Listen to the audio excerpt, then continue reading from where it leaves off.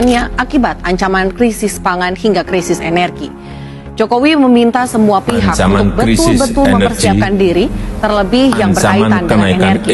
Pasalnya hampir separuh kebutuhan energi. Kebijakan pengurangan tajam penggunaan energi hingga 10% dalam beberapa minggu dan bulan mendatang untuk menghindari risiko pembatasan dan pemotongan konsumsi energi pada musim dingin ini. Presiden Prancis Emmanuel Macron mendesak pelaku bisnis dan masyarakat Prancis untuk pemborosan energi 80% itu dikarenakan faktor manusia,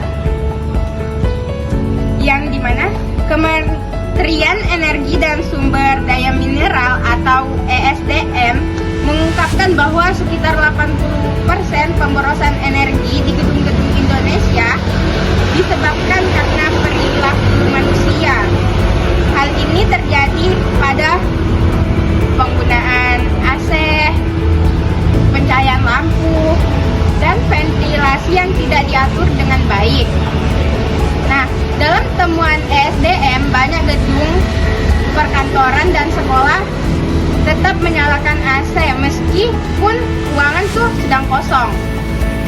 Lampu juga sering dibiarkan menyala pada siang hari ketika cahaya matahari sebenarnya sudah mencukupi. Sebagian besar negara berkembang menghadapi tantangan besar dalam pengelolaan energi. Beberapa faktor yang menyebabkan pemborosan energi di Indonesia. Yang pertama ada ketergantungan pada energi fosil. Sebagian besar energi di Indonesia masih berasal dari batu bara, minyak, dan gas.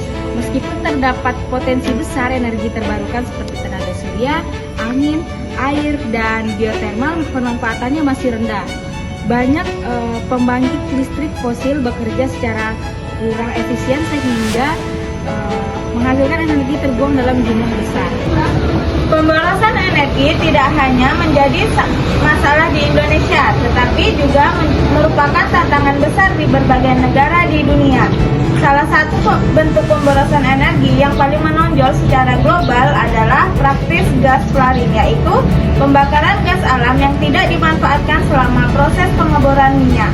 Negara-negara seperti Rusia, Amerika Serikat, Irak, dan Nigeria tercatat sebagai penyumbang gas flaring terbesar, dan praktik ini menghasilkan ratusan juta ton emisi karbon setiap tahun. Selain itu, banyak negara masih mengandalkan pembangkit listrik berbahan bakar fosil yang menggunakan teknologi lama dan tidak efisien, sehingga energi yang dihasilkan tidak dimanfaatkan secara optimal dan sebagian besar terbuang sebagai panas. Di negara maju sekalipun, pemborosan energi terjadi pada gedung-gedung modern yang menggunakan sistem pendingin dan pemanas secara berlebihan. Penggunaan listrik untuk penerangan dan alat elektronik di ruang-ruang yang sebenarnya tidak digunakan menjadi penyebab utama tingginya konsumsi energi. Selain itu, sektor transportasi global termasuk pesawat, kapal, dan kendaraan darat menyumbang pemborosan energi dalam jumlah besar karena penggunaan bahan bakar yang tidak efisien dan meningkatkan mobilitas manusia. Semua faktor ini menunjukkan bahwa pemborosan energi adalah masalah global yang harus diatasi melalui perubahan perilaku, teknologi yang lebih efisien, serta komitmen bersama dalam transisi menuju energi bersih. Jadi, pemborosan energi itu memberikan dampak yang sangat luas yang mampu mempengaruhi berbagai aspek, baik itu aspek ekonomi, lingkungan, dan juga sosial secara simultan. Dilihat dari sisi ekonomi, penggunaan energi yang tidak efisien ini meningkatkan biaya operasional industri, memperbesar kebutuhan impor bahan bakar, serta memberikan anggaran yang membebani bagi negara dan masyarakat melalui kenaikan tarif listrik maupun harga bahan bakar. Lalu dilihat dari segi lingkungan, pemborosan energi ini memberikan dampak khususnya dari sumber fosil seperti batu bara, minyak, dan juga gas yang dapat menghasilkan energi karbon yang semakin tinggi, mempercepat pemanasan global, merusak kualitas udara, serta menimbulkan berbagai permasalahan kesehatan seperti penyakit pada pernapasan. Selain itu, penggunaan dari Energi yang berlebihan ini mempercepat berkurangnya cadangan energi yang tak terbarukan, sehingga ia dapat mengancam keberlanjutan sumber daya alam di masa depan.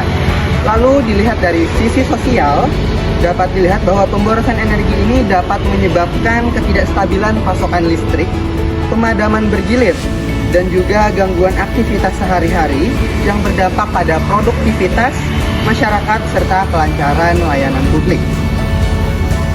Jika tidak dikendalikan, pemborosan energi ini tidak hanya merugikan secara finansial, tetapi juga memperburuk kondisi lingkungan dan menghambat pembangunan berkelanjutan bagi generasi mendatang. Sebagai mahasiswa Mula Warman Muda, kita harus ikut campur dengan pemerintah mengenai cara mengatasi dan cara mengurangi pemborosan energi yang ada di Indonesia maupun di dunia dengan cara mengedukasi terhadap masyarakat yang melakukan pemborosan energi, sehingga pemborosan dapat dikurangi secara bertahap.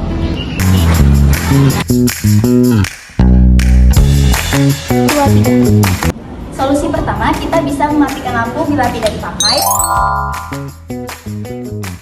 Penggantinya, kita bisa memakai cahaya dari luar, tirai ataupun jendela.